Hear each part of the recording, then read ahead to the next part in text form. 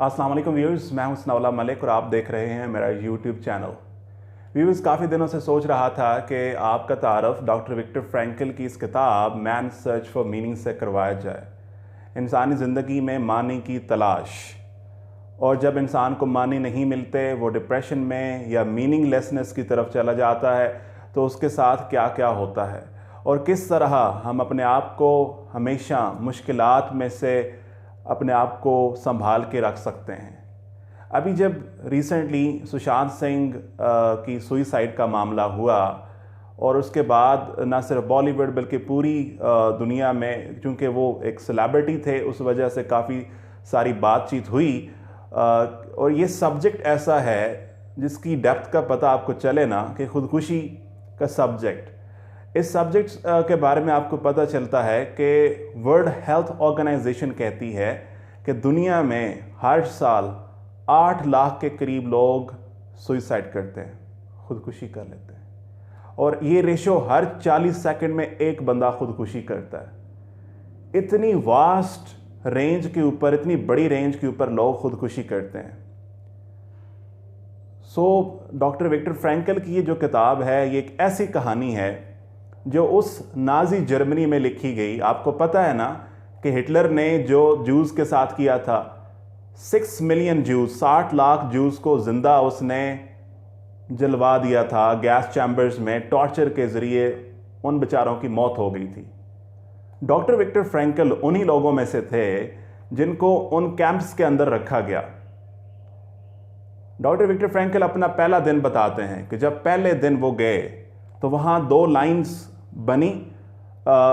वो लाइन जो थी वो 2 तरफ जा रही थी, यानी जिन लाइन्स में उन्होंने बंदे जो थे वो खड़े किए, एक राइट साइड के ऊपर और एक लेफ्ट साइड के ऊपर।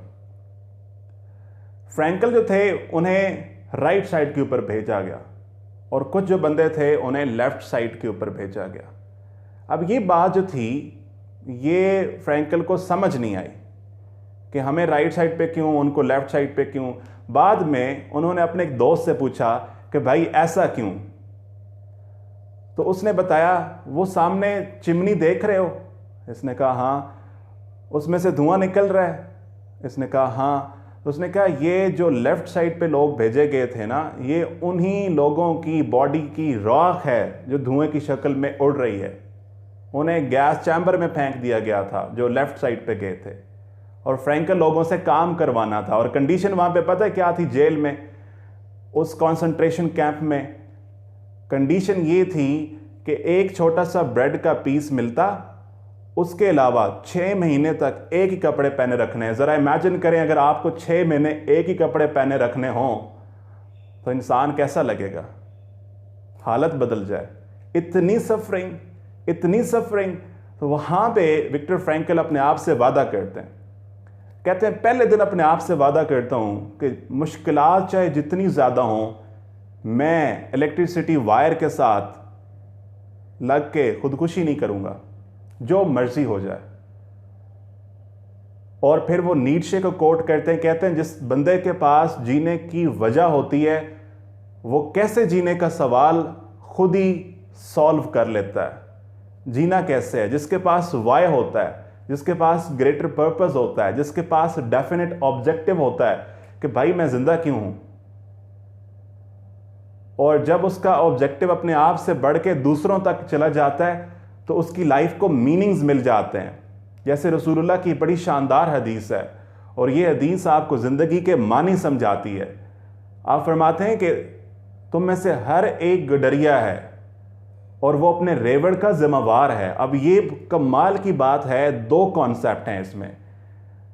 हर एक गडरिया, गडरिया से मुराद, अब हम हर प्रोफेशन में होते हैं। My self being a teacher, मेरा जो रेवड़ है, जो जिनसे ताल्लुक़ है वो स्टूडेंट्स हैं। जो डॉक्टर्स हैं उनका जो रेवड़ है वो उनके पेशेंट्स हैं। जो लॉयर्स हैं, वकला हैं, उनका भी जो है क्लाइंट्स हैं उनके। इसी तरह से पॉलिटिशियंस हैं, उनकी आवाम है। जब तक इंसान की ज़िंदगी में, विक्टर फ्रैंकल कहते हैं, टास्क रहता है, ज़िंदगी का मतलब है टास्क, उससे क्रिएट होती है अपॉर्चुनिटी। और अपॉर्चुनिटी जो है आपको रिस्पॉन्सिबल बनाती है कि आपने ये करना है। फ्रैंकल एग्जाम्पल देते हैं 2 लोगों की जो खुदकुशी करने वाले होते हैं। वो फ्रैंकल के पास उसी जेल में आते हैं जहाँ पे बहुत सारे लोग सुइसाइड कर रहे होते हैं। तो फ्रैंकल को पता है क्या कहते हैं? फ्रैंकल जब उनसे पूछते हैं ना कि भाई खुदकुशी क्यों करने लगे हो, तो वो कहते हैं कि हमारे पास ज़िंदगी में कोई एक्सपेक्टेशन नहीं है, ज़िंदगी से कोई ज़िंदगी से उम्मीद नहीं रही है। तो फ्रैंकल उन्हें ये कहते हैं कि ये मत सोचो कि तुम ज़िंदगी से क्या उम्मीद रखते हो, ये सोचो कि ज़िंदगी तुमसे क्या उम्मीद रखती है।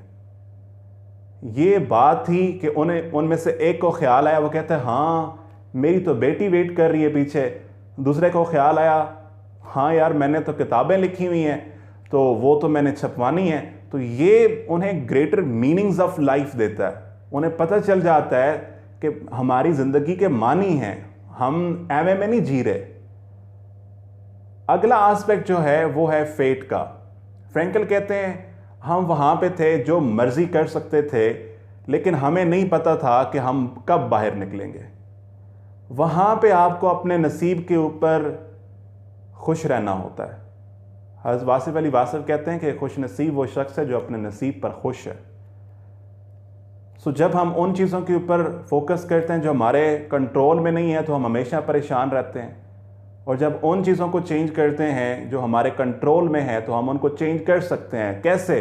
मुराद ये, फ्रैंकल कहते हैं कि खुशी भी और गम भी ज़िंदगी का पार्ट है।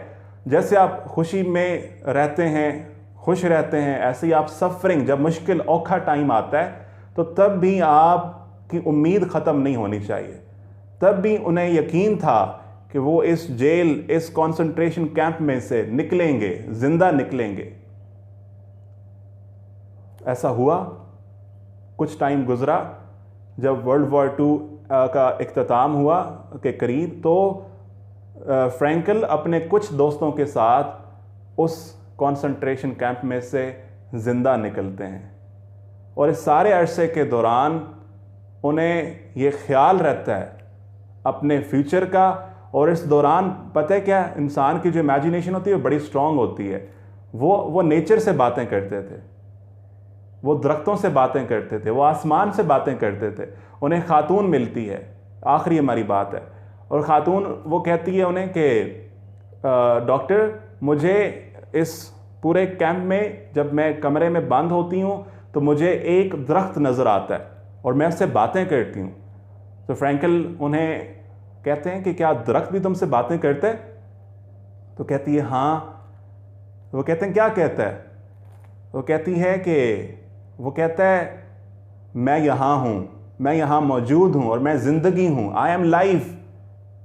और इकबाल ने कहा था कि खुदा अगर दिले फितरत शनास दे तुझको, सकूते लाला गुल से कलाम पैदा कर। ये वही कलाम है जो आप नेचर के साथ करते हैं, ये वही कलाम है जो आप नेचर, अपनी इमेजिनेशन को यूज़ करके करते हैं। सो ज़िंदगी में फ्रैंकल की ये स्टोरी आपको यही बताती है। छिछोरे मूवी का वो सीन आपको यही बताता है कि ये डिसाइड नहीं करता कि आप ज़िंदगी में फ़ेल हुए हैं तो आप लूज़र हैं। डिसाइड ये करता है कि आपने कोशिश की। And this is what matters. सिर्फ हमारी एफर्ट मैटर करती है, और रिज़ल्ट जो है हमें 2 चीज़ों के ऊपर रखना चाहिए, एक सेल्फ बिलीव और एक खुदा की ज़ात के ऊपर। इससे और बढ़ के ज़िंदगी में कुछ नहीं है। सो ये किताब आपको हमेशा सफरिंग में, मुश्किलात में आपको उम्मीद दिलाती है। और दुनिया को, जब वो बाहर आए थे तो उन्होंने दुनिया को लोगोथेरेपी दी थी कि लोग डिप्रेशन से कैसे निकलें, लोग अपनी सफरिंग के ऊपर कैसे काबू पाएं। और इसका एक वे फॉरवर्ड था, शेयर करें। जो भी सुसाइडल थॉट है, जो भी सफरिंग है, जो मुश्किलात है, जो थॉट ने आपको तंग किया हुआ है, जब इंसान वो शेयर कर लेता है तो साइकेट्रिस्ट ये कहते हैं कि आपकी आधी से ज़्यादा 70 to 80% प्रॉब्लम वहीं पे सॉल्व हो जाती है जब आप किसी दोस्त से, किसी हमसफ़र से, किसी क्रेडिबल पर्सन से आप वो शेयर कर लेते हैं। सो फ्रैंकल की ये किताब एक ही लेसन देती है, होप हमेशा नॉट आउट रहनी चाहिए। होप इंसान की जो है वो कभी ख़त्म नहीं होनी चाहिए। और ज़िंदगी का ये सफ़र चलता रहता है। कोविड-19 से पहले ज़िंदगी कैसी थी, कोविड-19 में मुश्किलात हैं, औखा टाइम ज़रूर है, लोग परेशान हैं डिफरेंट लिहाज से, लेकिन ये वक्त जो है इसने गुज़र जाना है। और पाकिस्तानी तो हमेशा बड़े मजबूत हैं इस लिहाज से कि हमने टेररिज्म से टूरिज़म की तरफ आए हैं। सो उम्मीद जो है उसको हमेशा होल्ड करके रखना है। सो यही इस बुक का सारा मैसेज था कि उम्मीद जो है इंसान को हमेशा ज़िंदा रखती है। देखने का बहुत शुक्रिया। चैनल को लाइक कीजिए, सब्सक्राइब कीजिए and share it. Thank you so much.